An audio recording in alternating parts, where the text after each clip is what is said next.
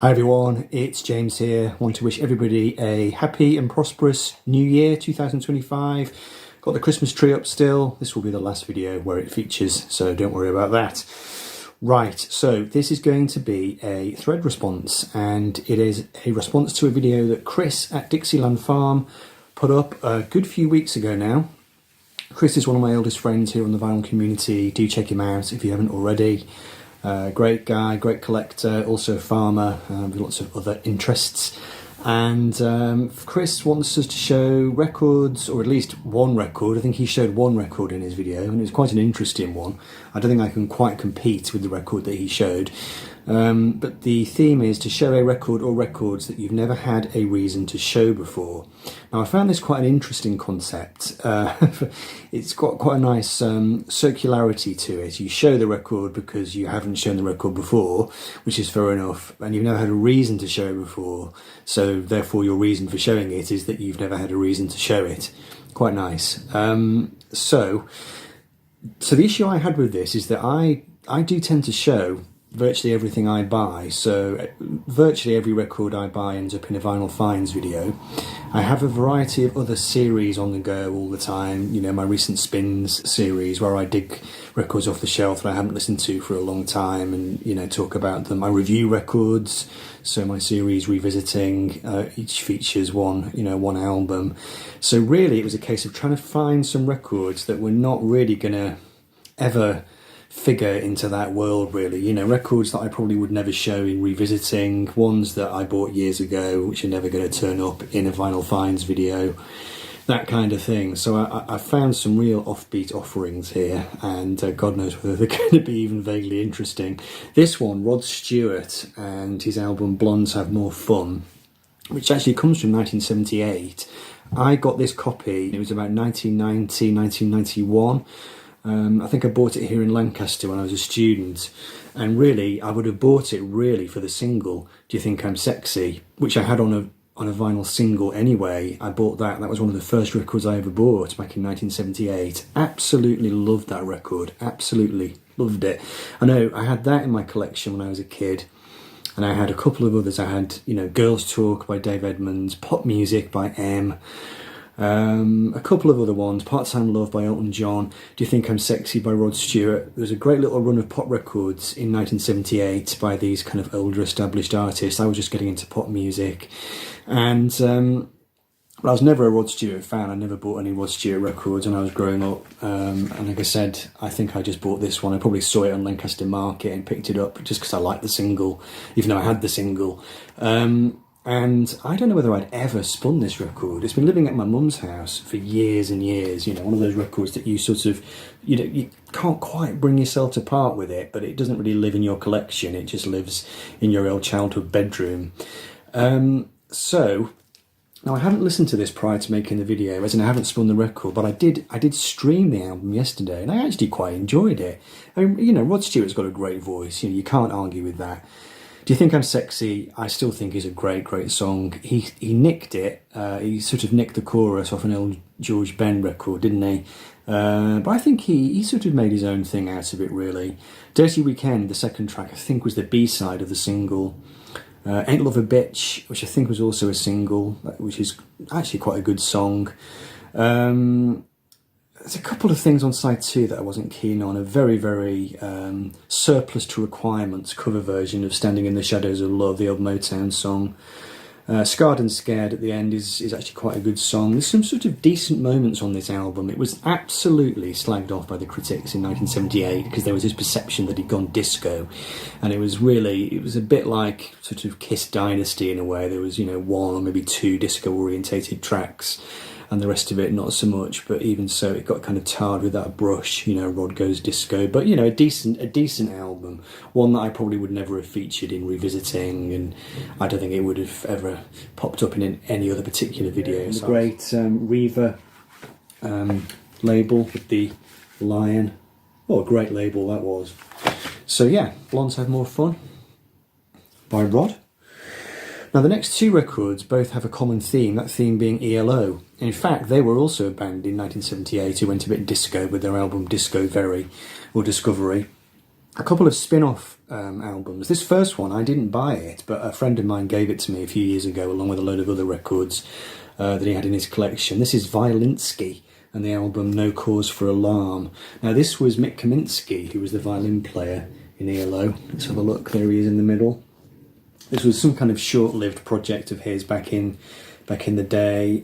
Interestingly, I can see here it was it was produced in Musicland Studios, which is where ELO used to do their stuff. It's on Jet Records and it's engineered by Mac as well. So all sorts of connections going on there. It's on the Jet label. Now, I've never listened to this record, I must confess. I couldn't listen to it prior to making the video because I haven't cleaned it. I did clean a batch of records yesterday, but I didn't get around to doing this one, so I haven't heard it. I have heard the single, though, Clog Dance, which I think was quite a big hit for them back in... When the hell was this? Probably sort of... Oh, here we go, 1979. So, yeah, this was the same year as Discovery then. So it was just when Jeff Lynne had got rid of the string section. Mick Kaminsky, of course, being a mainstay of the string section of ELO, so clearly he fancied having a bit of a solo career, but I don't think this did much for him, really. I know he used to play Clog Dance at their live shows, and that's quite a fun tune, actually. I can see here Michael Dolberkirky there in the band. He actually was the bass player in ELO in maybe 1974, 75, something like that, so a couple of connections there. So there's that one. And then there's this one, which is a pretty ropey solo album by Kellygrut from ELO, the bass player. I picked this up from an indoor market traders in Leeds back in the day, and it's not a great album at all. It's got nearly everybody in the band on it apart from Jeff Lynne. I think Bev Bevan plays drums. Got a feeling Richard Tandy is on keyboards, but it's the songs are quite weak, really. It's quite anodyne. And what a dreadful cover. I mean, whoever thought that particular cover would sell the record? I mean, that is a better picture. Why not put that on the front and have that on the back, or just not have it at all? Just horrible brown lettering, and just everything about it just screams sort of cut price, not very good solo project. And yeah, I'm fairly certain that bombed. There was a video made for the single "Am I a Dreamer," which was an attempt at a sort of MTV kind of hit, but didn't work out. So yeah, that was never going to get in a video, really, but here it is now being shown. So there we go, Kelly by Kellygrut. Right, so moving on then. So that is it for the popular music. We're now going to get into a little run of TV tie-in records, and the first three all have a sci-fi theme. So just quickly for this one, I've never shown this before, never had a reason to show it. Space Invader, BBC Space Themes. I would imagine a fairly common record in charity shops. Not particularly interesting, but you've got things on here like Tomorrow's World, which was a great 80s.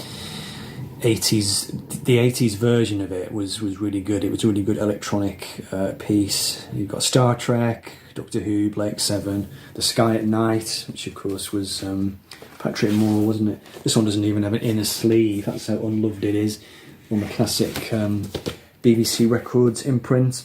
This one got a bit more spinach back in the day. Again, a BBC record. This came out in, I'm not sure when it came out, probably early 80s. 1983, Doctor Who, the music. This was a compilation of tracks that had been in, I think, seasons 18, maybe 18, 19 and 20 of Doctor Who, the original Doctor Who. So that would have been sort of early 80s, when there were still only 5 Doctors, rather than about 82 as there are now.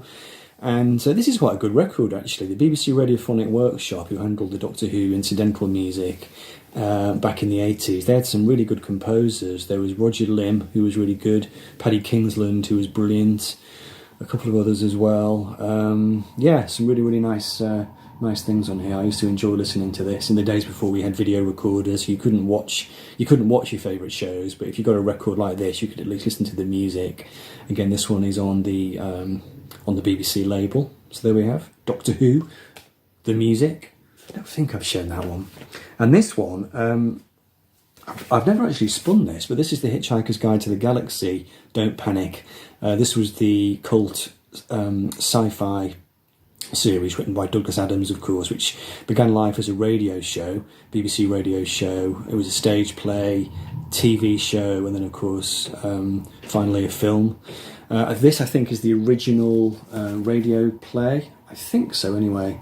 Simon Jones as Arthur Dent.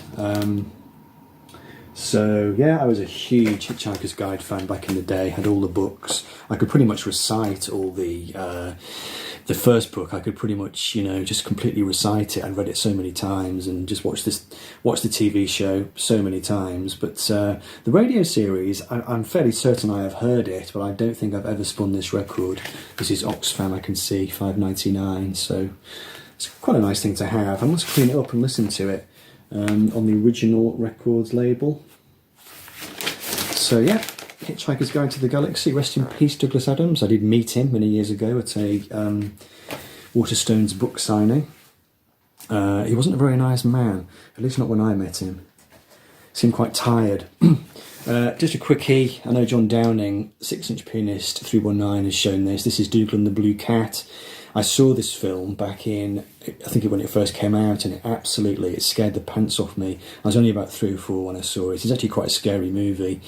But obviously the TV show, which was on TV in the late 60s, wasn't it? Eric Thompson voiced it. Sort of improvised the stories, really. It was a French TV show, and he sort of improvised these characters over the top of it. Absolute work of genius. He went on to write a series of brilliant books based on the Dougal stories, and this was the story of the evil Buxton, the blue cat. There he is there, who invades the garden and pretends to be everybody's friend, but in reality he's just trying to turn the whole world blue.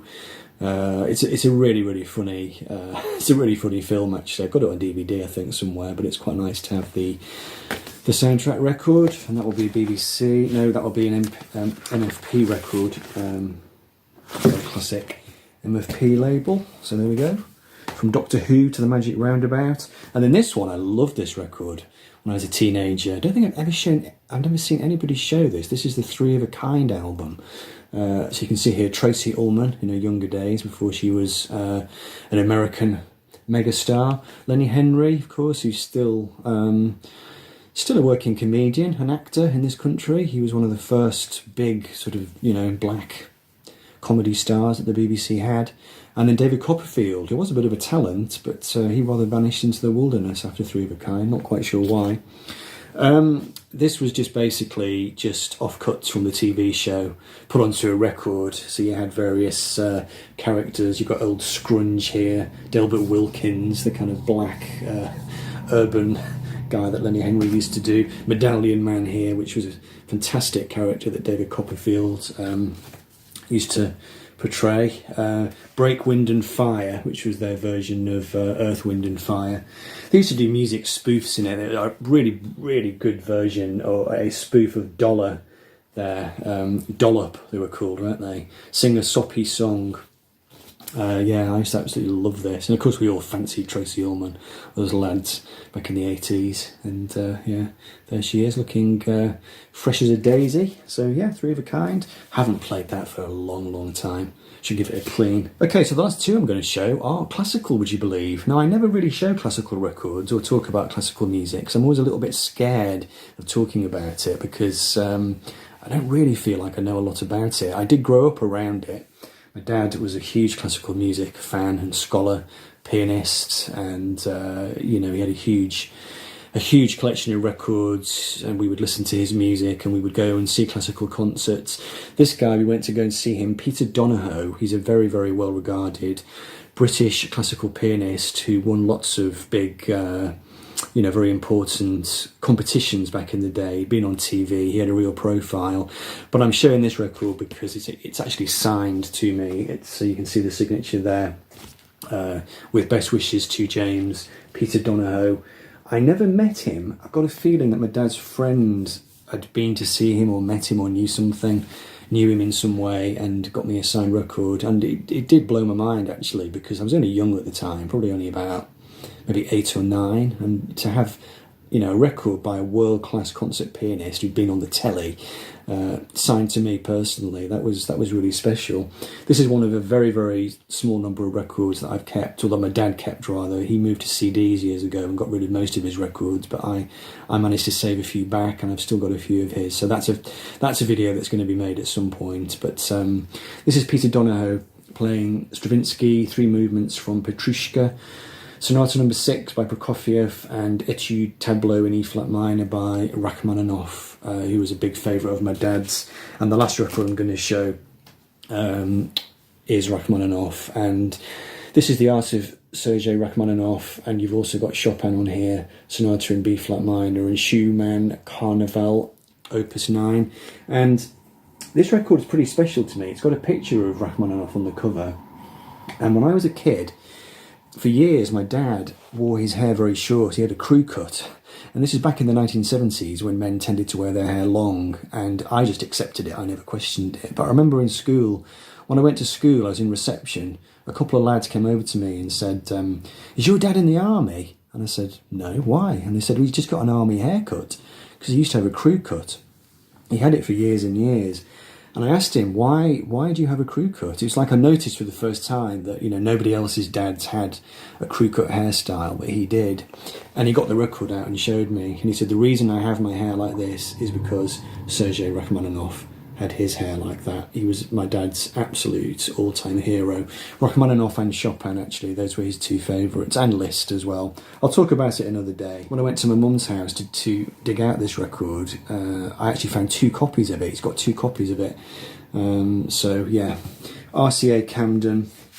No idea if that record is in any way collectible or not, but never had a reason to show it, but I've shown it now, so there we go. So there we go, that is my selection. 10 records I've never had a reason to show before, and now I have. Thanks to Kris for instigating the thread. Great fun. Maybe other people will jump on it. Who knows? We'll see. But yeah, that'll do for now. As I said before, Happy New Year. Have a great one, and hopefully I'll be back soon for some more videos. Take care. Bye for now.